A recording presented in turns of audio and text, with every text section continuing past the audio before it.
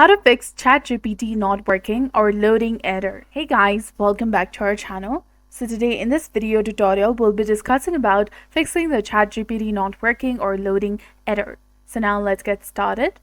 So if the ChatGPT isn't working or loading, you need to go ahead and see what the main problem is.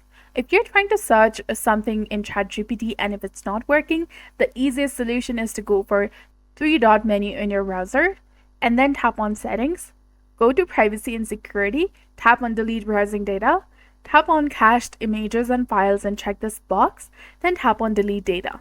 You can also go ahead and tap on manage extensions, and here simply remove or delete the extensions that are no longer in use or that may be unsafe, as sometimes extensions can interfere with the ChatGPT.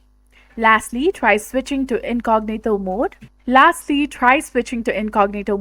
using the ChatGPT from there.